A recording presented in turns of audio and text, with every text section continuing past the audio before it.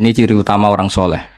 Orang soleh itu kalau nyebut Allah itu tidak bisa sendiri. Pasti bawaannya itu memuji. Makanya niteni kitab karangan wali be ora itu gampang. Kitab itu kalau dikarang wali itu kalau nyebut Allah itu lupa. Ikhya itu kalau sudah bikin mukaddimah nyebut Allah itu sampai panjang. Itu bawaannya wali itu tidak gaya-gayaan. Memang nggak bisa dia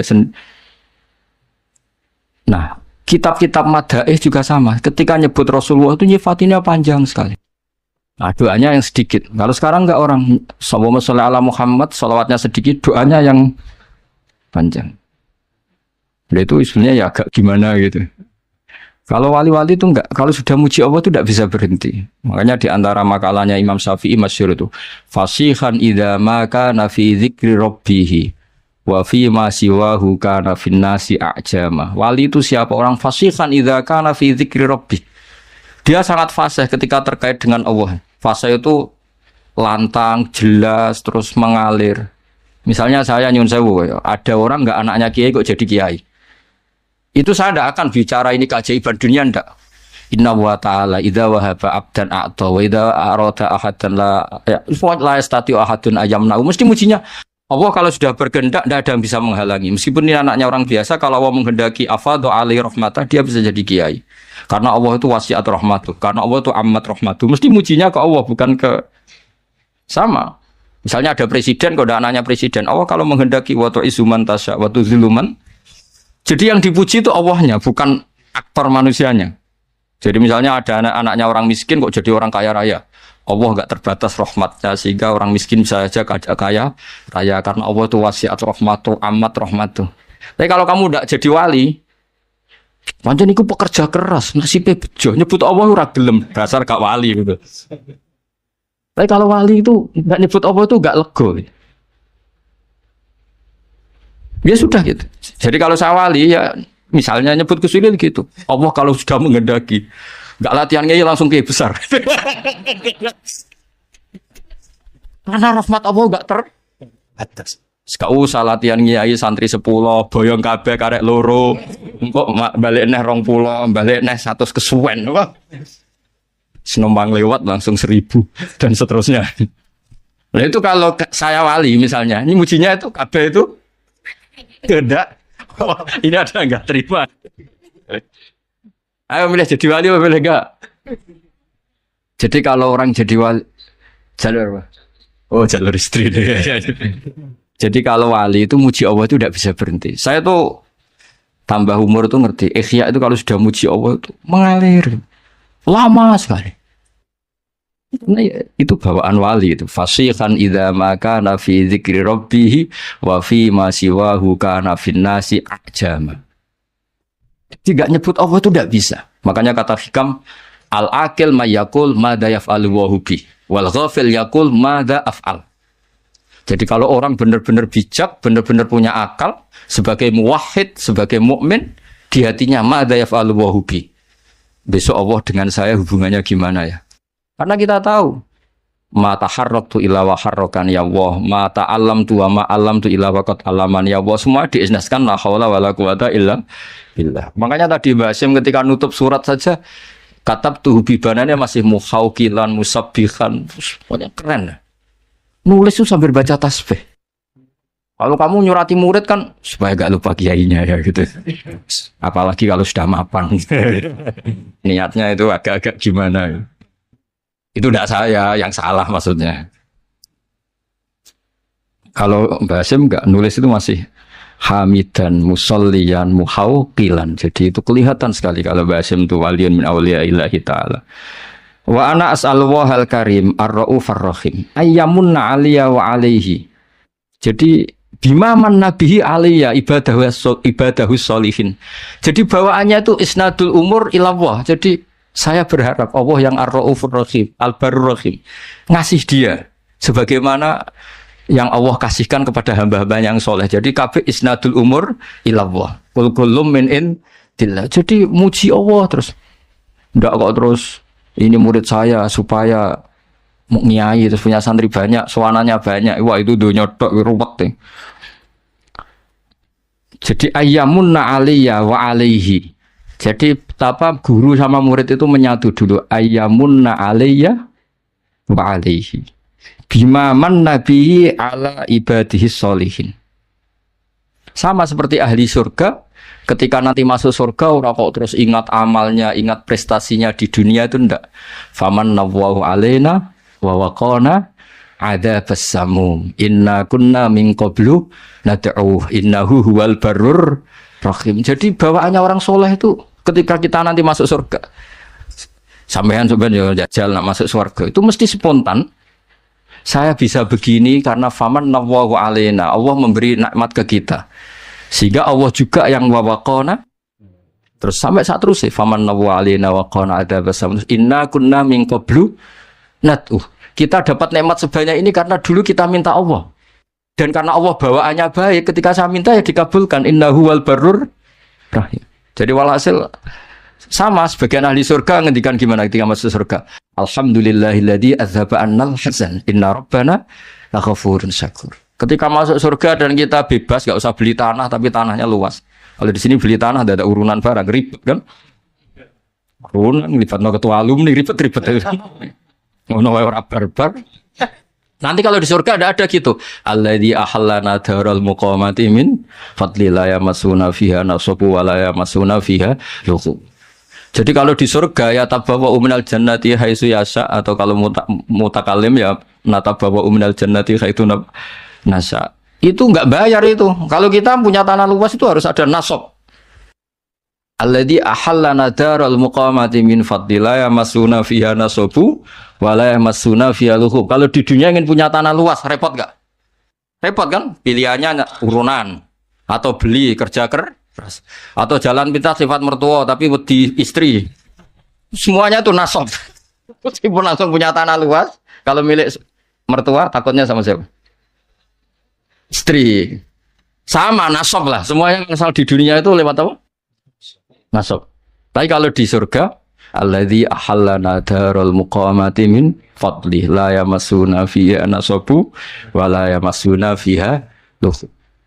Dan sebagian ahli surga da'wahum fiha subhanaka wa tahiyyatuhum fiha salam wa akhiru da'wahum alhamdulillah. Jadi bawaannya orang baik itu enggak bisa enggak nyebut Allah.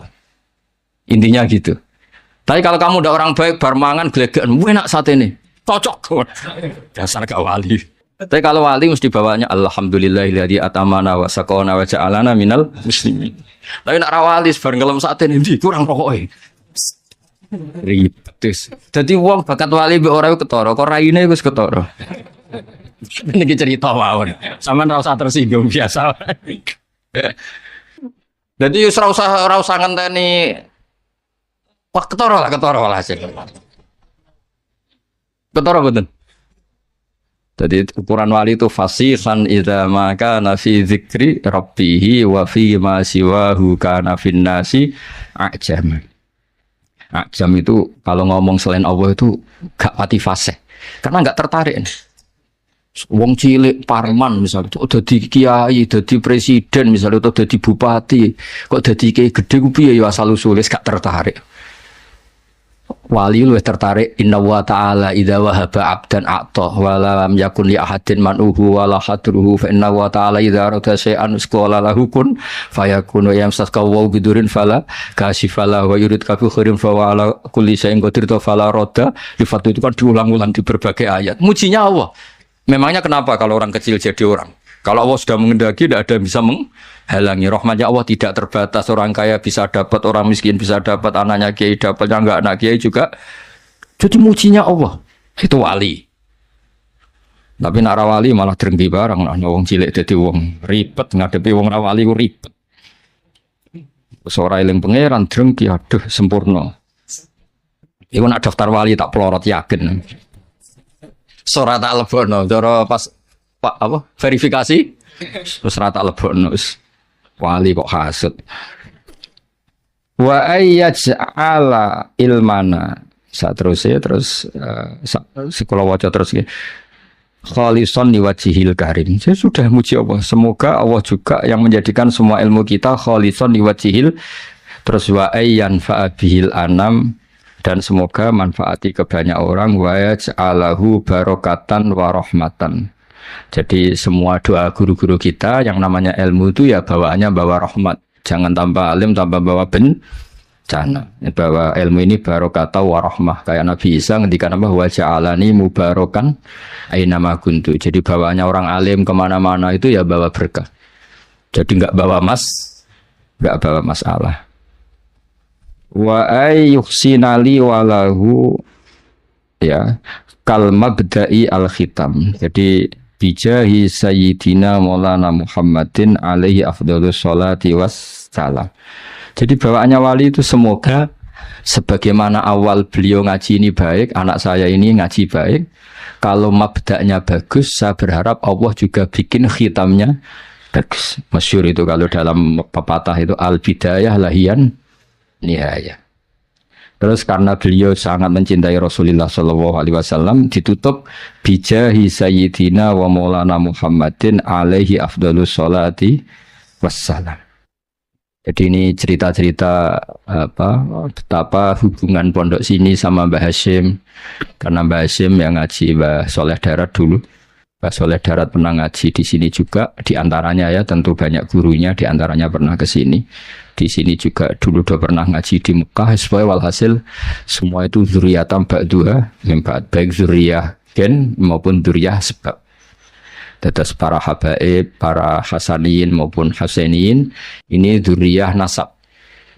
Yang para santri, para umatnya Nabi ini namanya sebab.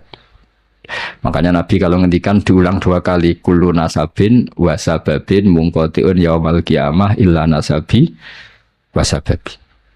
Jadi ada orang yang hubungannya dengan Nabi itu gen, kayak para habaib, para alun Nabi. Ada yang hubungannya itu sabab. Kalau sabab ini butuh prestasi. Kayak Salman Al-Farisi bisa diakui Nabi sebagai keluarga karena prestasinya punya ide khondak. Setelah punya ide itu Nabi ngendikan Salman minna ahlal bait. Jadi ya sudah seperti itu. Jadi kita harus syukur sama Allah karena kita sebagai umat Rasulullah SAW semuanya punya jalur ke Nabi. Makanya Mbah Mun itu sering cerita Nabi itu berkah bagi semua. Yang cucunya karuan ada gennya. Kata Habib Bidin, Habib Ja'far itu ada gennya. Habib Muh semuanya ada gennya. Yang enggak cucunya keberkahan sisi Nabi. Misalnya Nyun Sewu ada orang biasa, awam, badawiyah, orang desa. Itu kulluhum yatasyarrafuna bin Nabi. Semuanya merasa terhormat dengan Kanjeng Nabi karena Nabi pernah disusui wong imro'atun badawiyah, yaitu namanya Halimah As-Sa'diyah. Orang Mesir ya bangga semua dengan Nabi karena istrinya Ibrahim yang akhirnya melahirkan Nabi Hajar itu orang apa? Mesir. Nanti orang-orang Palestina, orang Syam juga bangga karena Nabi Ibrahim itu orang sana, orang Syam, orang Palestina. Berarti Nabi juga Aryaniul asli, berbangsa apa? Arya. Makanya kiai-kiai ada namanya Arya itu bukan Arya. Jadi sampai nak Arya Penangsang jenenge kok Jawa. Ngawur ya. Arya Penangsang muridnya Ja'far Shadiq, muridnya Habib Ja'far Shadiq, muridnya Sayyid siapa? Ja'far Shadiq. Itu nama Arya itu marganya Nabi Ibrahim. Berhubung dolar roh nyongkone Arya wis pokoke anggane ngono. Jadi Nabi itu Aryaniul asli karena darahnya Nabi Ibrahim itu Aryani. Tapi orang cilik-cilik sing dadi wong cilik, iku ora usah cilik ati. Maka Nabi punya sisi ditakdir memang Allah menghendaki begitu menyusui sama imro'atun badawiyah namanya Halimatus Sa'diyah. Jadi ini yang dimaksud rahmatan lil alamin. Jadi sisinya Nabi ini sudah membawa berkah pada semua. Ketika Nabi bikin ajaran juga gitu. Yang kaya ya senang dengan ajarannya, yang miskin yang kaya ditarhib barokah sedekah.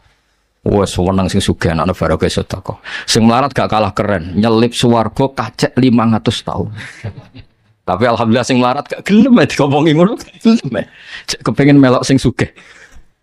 Padahal swargane sampean mbek Gus Ulili cepet sampean 500 tahun. Gus Ulili dihisab kok alpate seripet. Iku bapakmu tahu mertua. Iku seripet. Tapi nak sampean kan gak ono hisabe. Ondal wis gak mentolo malaikat. Ngangkang wis ontel gasap ya riyen ngangkang mriki ono.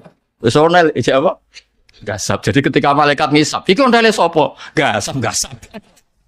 Yang dihisap itu pemiliknya apa yang gasap? Pemiliknya. Jadi gasap atau dihisap gasap itu. Tapi nak sing duwe mobil-mobil wah ribet. Tapi engko ditarhib saiki sing numpak Alphard makili izzatul Islam. Lah kowe wong melarat piye? Ribet sampean sing melarat aduh ribet. Menang saya katanya Gus Walil. Jadi misalnya kok prosedur hisab, tema izzatil Islam, sing melarat saake kan. Sing Islam jabat sugih kok ngarep. Saya Gusti mewakili izzatil Islam. Saya sudah jabat naiknya Alphard umat saya banyak. Tapi kalau tema sabar dan ngempet, wong melarat langsung maju. Gusti kula mergawe bolak-balik bangkrut. Bojo ngamukan, tangga ora percaya. Masuk sebenarnya. Tema ora jelas, masuk senengah-tengah.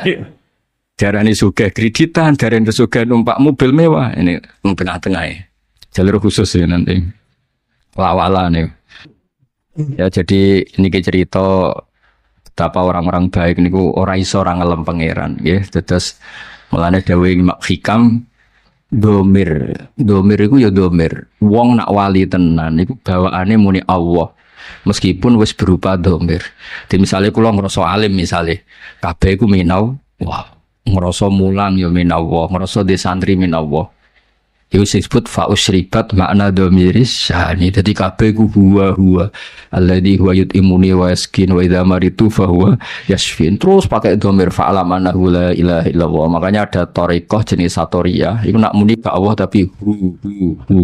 Sangka huwa dadi domir saan dadi napa? Akhirnya sing ra paham. Thariqah apa iku? Hu.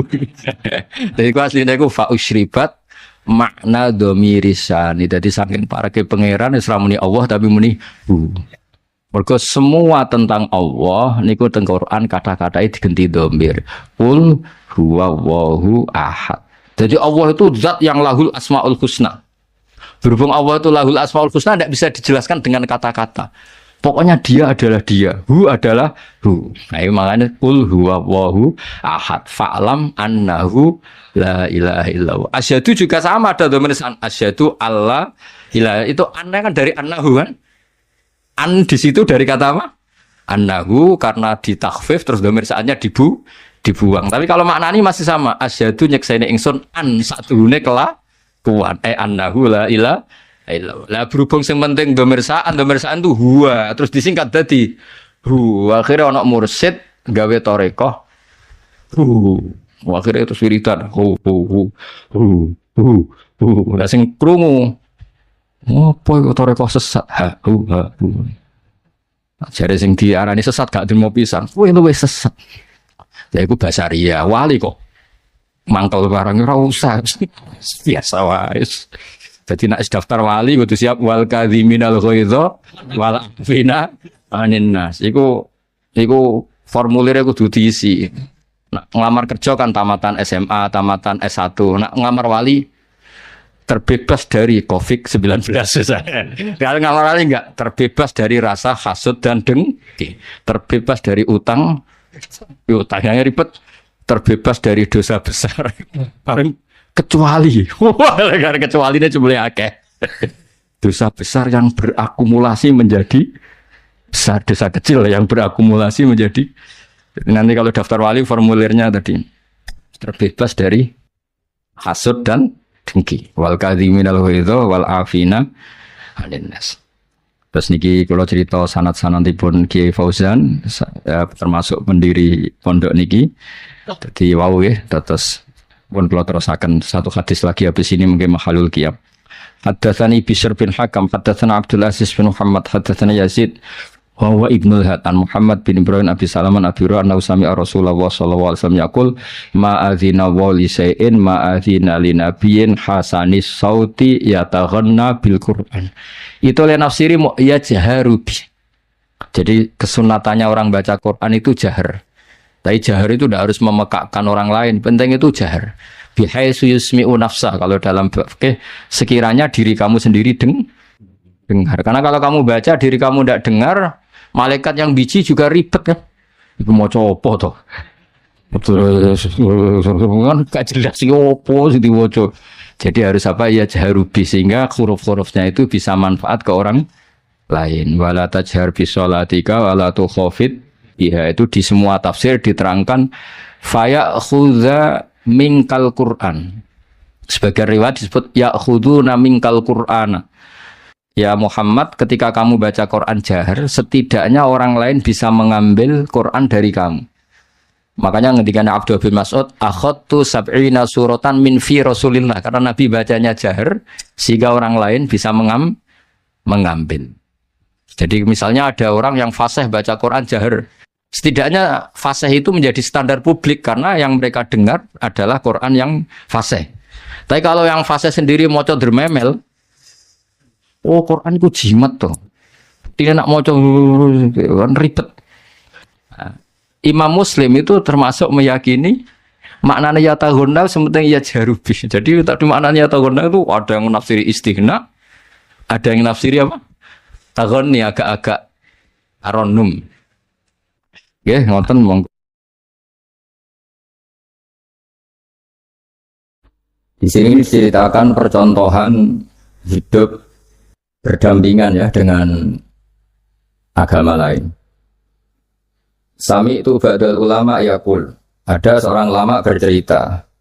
Istadofa majusyun Ibrahim al-Khalil. Ada orang majusi karena kelaparan. Dulu itu kan padang Sahara, dulu tidak ada warung, tidak ada hotel, tidak ada restoran. Jadi kalau orang kelaparan mau tidak mau itu harus bertamu ke orang lain supaya dikasih makan. Terus faqala kata Nabi Ibrahim bisyarti antus lima. Dengan syarat Anda harus Islam. Kemudian orang Majusi ini putus asa karena dia tidak mau Islam, terus pulang. Terus Allah Ta'ala memberi wahyu ke Nabi Ibrahim, fa'auhawahu ilaihi mundu khamsina sanatan nut'imuhu ala kufri. Kata Allah, orang itu sudah menjadi Majusi 50 tahun dan selama ini tak kasih makan. Kamu dimintai makan sehari saja kok minta dengan syarat apa? Islam. Akhirnya Nabi Ibrahim mengejar orang Majusi itu dan kemudian dikasih makan. Jadi cerita-cerita seperti ini juga ada dalam khazanah kita sehingga membentuk perilaku para kiai Indonesia itu toleransinya luar biasa. Juga zaman kita kecil sampai sekarang sering banyak kiai cerita dan itu memang nyata betapa Nabi itu juga memaafkan kesalahan seorang daksur ya dalam yang cerita yang terkenal itu. Ketika Nabi sendiri ada orang bawa pedang terus tanya, ya Muhammad, sekarang siapa yang bisa menghalangi engkau dari saya? Orang ini bawa pedang. Karena Nabi seorang Nabi yang sangat dekat Allah, Nabi matur Allah. Ya. Kemudian orang itu gemetar, pedangnya jatuh. Terus dipegang Nabi, sekarang kamu yang bisa menghalangi siapa? Dia bilang la ahada, tak seorang pun. Singkat cerita, kemudian Nabi memaafkan orang itu. Jadi cerita-cerita itulah yang menjadikan kita bisa hidup berbangsa dan bernegara. Jadi memaafkan itu kata kunci dalam bersosialisasi, baik dengan keluarga, dengan tetangga, dengan semua warga Indonesia. Kedua, saya baca kitab Asy-Syifa. Asy-Syifa ini kitab tentang kelebihan-kelebihan Rasulullah SAW. Di antara pokok dari sifat dasar Nabi itu adalah pemaaf. Suatu saat Nabi ngalamin luka dan luka itu disebabkan oleh musuh-musuhnya. Kemudian ada di antara yang memberi saran ke Nabi, lau da'au ta'alaihim. Mbok jenengan maksud no mereka karena mereka sudah melukai engkau terus sudah biadab sama engkau. Tapi Nabi menjawab, ini di halaman 73 dalam kitab Hukukul Mustafa karangannya Qodiyat, judulnya itu Asy-Syifa. Ini lam upas la'anan, saya ini tidak ditugaskan Allah untuk menjadi tukang laknat, untuk menjadi orang yang sukanya menghabisi yang lain. Walakinni bu'istu da'iyan warahmatan, tapi saya diutus untuk berdakwah yang baik, warahmatan dan menjadi rahmat. Terus Allahumma hdi qaumi fa innahum la ya'lamun. Ya Allah, beri hidayat kaum saya karena perilakunya demikian itu disebabkan karena ketidaktahuan. Jadi ini pelajaran bagi kita bahwa perilaku sosial yang kurang baik dari tetangga itu jangan-jangan kita tidak cukup memberi mereka edukasi atau pengetahuan atau sosial. Jadi saya tidak akan banyak matur di sini karena memang waktu saya juga tidak banyak. Tapi saya mau matur dulu itu saya cerita ke ibu-ibu ini yang dulu itu ulama itu hubungannya hanya dengan Allah, tidak pakai ilmu sosial. Ini penting. Ilmu sosial itu bisa jengkelkan. Misalnya kalau saya baik sama tetangga, tetangga saya tidak baik itu bisa jengkel. Atau baik sama istri ternyata malah lama bisa jengkel. Baik sama tamu ternyata malah tamunya kurang sopan atau mengganggu itu bisa jengkel. Sehingga dulu Nabi itu kalau menyuruh kebaikan itu mangkana yu'minu billahi wal yaumil akhir falyukrim dhaifahu falyukrim jarahu. Jadi kebaikan kepada orang lain itu atas namakan Allah. Sehingga kalau kita jengkel itu mudah memaafkan. Saya punya banyak cerita di Ihya juga di beberapa kitab. Itu ada seorang ulama dipanggil tetangganya. Pak Yai silahkan datang ke rumah saya. Si Kiai tadi datang. Setelah datang ke rumah pemuda itu, pemuda tadi dengan biadabnya bilang, Pak Yai saya tidak butuh kamu, silahkan pulang. Pulang. Dan Kiainya tersenyum. Setelah itu, setelah sampai rumah dipanggil lagi. Pak Yai datang lagi ke rumah saya. Kiainya datang. Sampai 3 kali. Dan Kiainya sama sekali tidak menunjukkan wajah kecewa. Senangnya bukan main. Terus pemuda tadi tanya, kenapa engkau tidak benci? Kenapa engkau tidak tersinggung? Kiainya tertawa-tawa. Nah, saya datang ke kamu itu bukan karena apa-apa. Memang Allah menyuruh saya ini memuliakan tangga. Sehingga ketika tetangga memanggil, ya saya datang. Itu perintahnya Allah. Jadi saya tidak ada urusannya dengan kamu. Nah itu pentingnya pertaruhan. Apa-apa itu atas nama Allah. Itu tidak mudah kecewa. Tapi kalau atas nama manusia itu kalau dia jengkelin, kita akan balas jengkelin. Tapi kalau atas nama Allah itu legowo. Ini yang dibutuhkan dalam berbangsa dan bernegara. Misalnya hubungan kita dengan negara, kalau memberi itu ibadah dan keren, heroik. Tapi kalau mendapat itu kalau kita tidak berhak itu ada hisabnya. Misalnya kita digaji karena pekerjaan tertentu, tapi bawaannya di kantor baca koran, guyon, terus main WA terus misalnya. Itu antara gaji dan pekerjaan itu malah masalah. Tapi kalau kita memberi, itu pasti dapat pahala. Bayangkan kalau negara ini hubungan masyarakat dengan negara itu memberi, kayak kita zaman belum merdeka. Tentara-tentara itu dibantu orang-orang kampung, dulu itu hanya dengan ketela, dengan makanan-makanan kampung, tapi hubungannya itu memberi. Barokahnya itu bisa merdeka. Tapi kalau hubungannya mendapat, itu orang itu nggak akan puas. Begitu juga kiai dengan masyarakat, masyarakat dengan kiai itu kalau hubungannya memberi itu insya Allah akan semuanya baik-baik saja. Tapi kalau hubungannya ingin mendapat ini masalah. Jadi sebetulnya menata bangsa ini juga menata peradaban manapun itu dimulai dari mental memberi. Yunfikun itu memberi. Memaafkan juga sama. Kalau kita nurutin jengkel itu gampang jengkel. Tapi mulailah dari mental memberi maaf. Makanya Rasulullah itu ketika ada sahabat marah sama pembantunya, kata Nabi, marahnya Allah itu lebih dahsyat ketimbang marah kamu pada pembantu. Terus sahabat tadi tanya, lalu supaya Allah tidak marah ke saya gimana? Terus Nabi jawab, Allah atas untuk kamu sendiri jangan mudah marah. Jadi semua kekacauan sosial itu kan karena kita sadar punya hak, kemudian kalau terganggu kita marah. Gara-gara marah melahirkan pemecatan, melahirkan macam-macam, akhirnya melahirkan dendam macam-macam. Jadi dalam bulan Syawal ini kita harus berlatih memaafkan.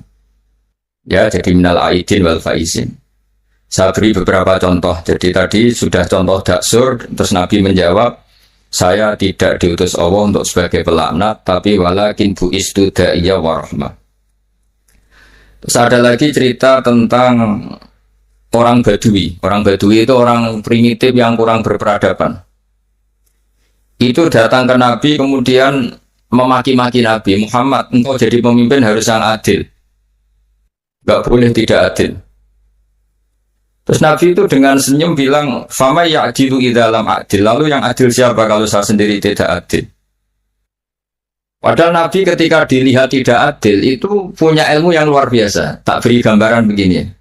Mungkin orang Indonesia tidak siap, tapi harus siap dilatih supaya siap. Apalagi ibu-ibu kayaknya agak siap. Nabi itu kalau ada orang sering memberi itu malah setelah Nabi kuat. Zaman dulu kuat itu artinya memenangkan apa ya, istilahnya pergulatan antara hak dan batilnya. Nabi setelah mengalami Fatu Mekah itu ya mapan. Itu yang biasa berderma, biasa ngasih itu nggak dikasih. Tapi yang orang-orang barusan masuk Islam, barusan jadi orang baik itu dikasih banyak. Nah tentu ini dipandang banyak orang itu tidak fair. Tidak fair itu, oh yang dulu berjuang mati-matian nggak dikasih, yang tidak berjuang kok apa? Dikasih. Itu dianggap nggak adil oleh pikiran ini. Tapi cara berpikir nubuah tidak seperti itu. Cara berpikir nubuah itu orang yang biasa ngasih negara, misalnya berjuang kemerdekaan atau berjuang membebaskan Indonesia dari penjajah, itu mentalnya memberi ke negara. Nah itu sama Nabi malah ya sudah, mental memberi itu mental terbaik, nggak boleh diturunkan jadi mental mendapat. Itu cara berpikir Nabi. Kan nggak lucu kan, orang dulu biasa memberi, lalu pas tua, pas mau mati mentalnya ingin mendapat. Kalau enggak gerembeng, ini dari mantan heroik jadi mantan heroik, terus sekarang mentalnya jadi sa'il, peminta-minta, itu kan tidak keren, turun derajat. Tapi kalau orang kan nggak terima, dulu zaman miskin sama saya, setelah kaya kok lupa saya. Sebetulnya ketika miskin kamu bantu teman, ketika kaya biar saja dia nggak bantu kamu, biar kamu ketemu Allah itu keren. Statusnya hanya membantu, bukan dibantu. Tapi ini insya Allah kayaknya banyak yang nggak siap. Jadi kalau kamu punya teman miskin, kok teman kamu jadi pejabat atau jadi orang kaya, biarin aja.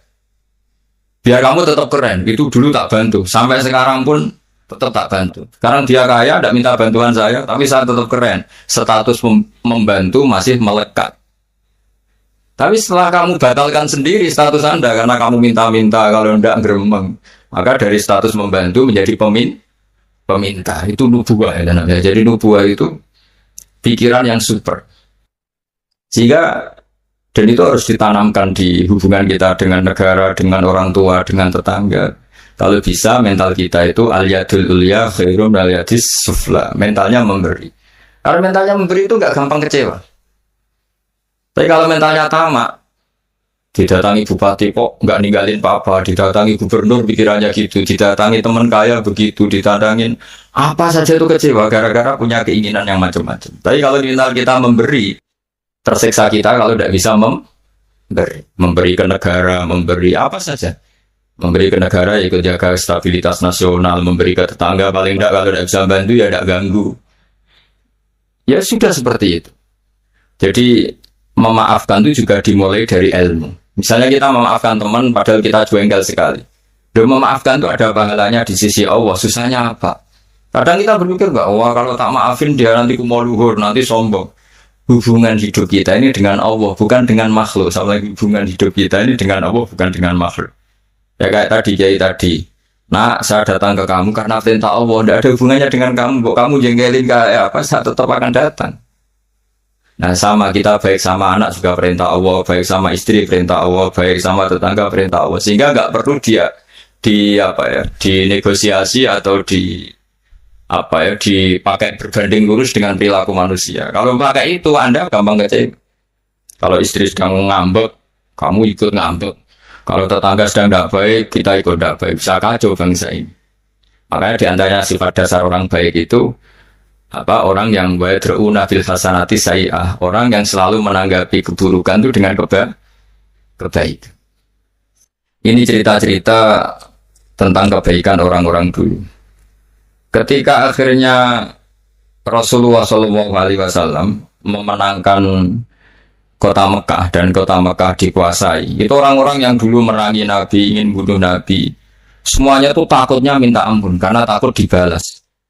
Tapi kemudian Nabi ngendikan ini halaman 75, ma taquluna inni fa'ilun bikum. Apa pendapat Anda kira-kira apa yang saya lakukan terhadap kalian? Karena kalian ini musuhi kita, ingin bunuh kita, dan dulu sangat biadab sekali. Ini pertanyaan Nabi ke orang-orang Quraisy, orang-orang Mekah. Itu jawabannya orang-orang Quraisy, orang Mekah itu qalu khairan akhun karim wa ibnu akhin karim. engkau tidak pernah saya saksikan lihat sebagai orang yang bengis, orang yang keras, sehingga kita santai-santai saja ketika engkau menang, karena engkau ini adalah akhun karim, wabnu akhin karim, engkau saudara yang terhormat dan keluarga yang terhormat. Terus Nabi menjawab mereka, aku kama qala akhi Yusuf la tasrifa alaikumul yaum idhabu fa antumut tulaqa. Saya akan mengatakan ke kamu sebagaimana Nabi Yusuf kepada saudara-saudaranya.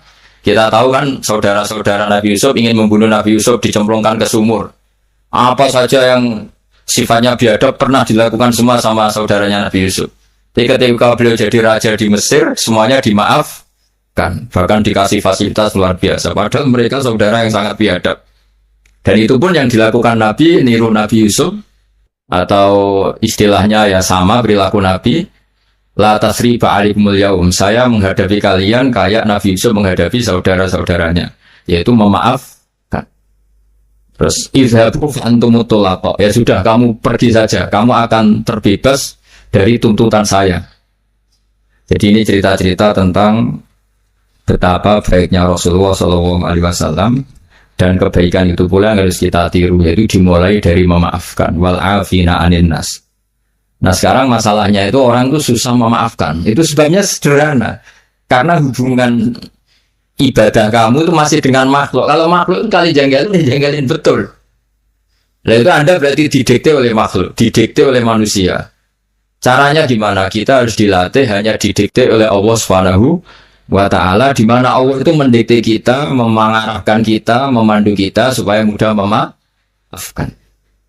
Makanya hubungan dengan istri, dengan itu ya Allah bayangkannya gitu. Wa ashiruhunna bil ma'ruf. Kamu harus berkawan secara baik. Terusannya ayat fa'in karihtumuhunna. Jika suatu saat kamu benci sama istri kamu karena perilaku tertentu, fa'asa antakrahu syai'a wa yaj'alallahu fi khairan katsira. Jadi bisa saja di watak yang kamu benci itu ada kebaikan yang banyak. Saya berkali-kali menyontohkan, misalnya punya istri sering marah itu bagus. Kalau istri kamu ramah, setiap lelaki disenyumin, yang pusing juga kamu. Jadi kalau marah itu kan nggak ada yang berani goda, itu saja begitu. Alhamdulillah. Meskipun ya kalau marah terus mungkin suaminya jantungnya terus mati, tapi kan ya maksudnya lihat sisi positifnya. Dulu ulama itu begitu. Ada orang berteman sama-sama miskin, terus berteman lagi sama-sama kaya. Setelah sama-sama kaya, yang satu itu jatuh miskin sekali. Terus setelah miskin, teman-temannya nggak main ke rumahnya. Terus dia diprovokasi oleh orang sekelilingnya. Itu teman kamu yang kaya-kaya biadab sekali. Setelah kamu miskin, tidak ada yang jenguk kamu. Padahal yang miskin ini sudah jadi buruh boto atau buruh manol di pasar, buruh amal. Ya. Terus dia mulai menggerundel. Wah, teman-teman saya ngawur sekali. Setelah saya miskin, tidak ada yang kesini. Datanglah seorang habib, orang alim, memberi nasihat. Bagus gak kesini, katanya. Terus kaget kan dia. Kenapa? Coba kalau kamu jadi tukang manol gini, mantan bos, teman-teman kamu datang kan jadi tontonan, mendingan lupa. Oh iya. Iya kan, misalnya kamu miskin, terus teman-teman kamu tetap datang, pas buruh di orang, pas jadi kernet atau jadi pembantu, betapa malunya. Bagus mana yo? Bagus dilupakan apa bagus diingat? Bagus dilupakan. Jadi orang itu harus melihat sisi bahwa di balik kodok kodar Allah ini ada hikmah yang kita tidak tahu. Ya sama, misalnya ada perempuan cantik, dulu semua lelaki melihat. Barang saya itu kukulan, bagus dilihat apa bagus enggak coba? Bagus enggak kan? Yang orang kaya dulu naik muka mobil saja enggak mau, bawa handuk saja enggak mau, bawa tas saja enggak mau. Setelah jatuh miskin jadi tukang manol di pasar, tukang angkut barang, terus teman-temannya tetap datang. Mendingan datang apa enggak? Enggak kan, daripada jadi tonton. Ya, di sini tuh kearifan ulama, orang tuh harus dilatih. Makanya saya ini ditamani orang ya seneng, enggak ya seneng. Kalau ditamani seneng ya nambahi konco, enggak ya seneng, berarti dosanya enggak diganggu, semuanya tak anggap seneng semua hidup. Jadi apa ya, pokoknya semua yang dari awal itu asik, indah sudah. Saya kenal orang ya seneng, enggak kenal ya seneng, sudah sama. Karena Allah sendiri yang tahu hikmahnya. Makanya saya berkali-kali bilang, Imam Syafi'i itu orang, saya berkali-kali bilang, Imam Syafi'i itu bilang punya teman banyak ya enak katanya, karena dengan punya teman ya teman sosial lah enak. Nggak punya teman ya enak. Jadi saya berkali-kali cerita, Ya Imam Syafi'i banyak orang tuh nggak seneng jenengan. Alhamdulillah beneran deh. Kenapa? Orang arah utang ya. Jadi kalau kamu nggak disenangi orang satu kampung tuh artinya mereka nggak akan utang kamu, pinjam mobil kamu. Tapi nggak seneng. Ribet kan? Jadi seneng ya ada hikmahnya. Nggak seneng juga ada. Ada lagi yang lapor. Imam Syafi'i orang yang tadi cium tangan Anda, yang hormat Anda di belakang tuh ngerasani kamu. Jadi Imam Syafi'i alhamdulillah. Berarti saya wibawa. Buktinya depan saya nggak berani. Jadi dianggap enteng saja. Jadi orang dulu itu segampang itu melihat fakta. Yaitu ilmu ini yang menjadikan orang itu tidak uring-uringan Jawa. Karena ilmunya luas, nggak gampang emosi. Jadi ya seperti ini. Saya ini kan jam tidur saya kalau saya terganggu ibu-ibu. Tapi anggap saja ini rumah Kanjeng. Setelah saya pulang tidak saya ganduli. Nanti suaminya tersinggung masa ibu-ibu. Ya sudah kalau mau pulang saja biar suaminya nggak cemburu. Malah ribet kan kayak. Jadi dianggap enteng saja hidup oleh ulama-ulama dulu karena ilmunya cukup. Makanya Imam Abu Hanifah paling dikenang dalam makalah paling terkenal itu Allahumma, kata Imam Abu Hanifah ketika munajat sama Allah, ya Allah, mandoko bina sodru falsu duruna ittasaati. Orang yang melihat saya itu nggak mampu sehingga dia mangkal, sehingga dia nggak bisa nerima sikap saya, tapi hati saya bisa memaklumi mereka. Misalnya kita kaya, top, terus banyak yang hasut. Ya kita harus maklumi, di mana-mana orang dihasut itu ya keren. Kalau kamu miskin yang mau ngasut itu siapa? Kayak kamu cantik dihasuti orang harus bangga. Kalau kamu jelek kumpulan yang mau ngasut itu siapa? Harus dimaklumi. Harus dimaklumi. Ya biasa aja. Ya kan? Misalnya suami jenengan kok sering melihat orang dari itu dimaklumi. Memang suaminya normal. Karena suami sampai untuk seneng wong wireng, pukulan, keriting, welek. Gitu juga warna suara kan mestinya. Ya, tapi sampai nggak siap kan dengan ilmu seperti itu. Jadi ya sudah biasa. Jadi memaafkan itu saya dimulai dari ilmu. Ilmu bahwa hidup kita ini hubungannya hanya dengan Allah Subhanahu wa Ta'ala. Dan Allah pula yang menyuruh kita mudah memaafkan. Tapi kalau Anda memaafkan berdasar hitung-hitungan sosial itu pasti sering tidak maafkan karena mangkal.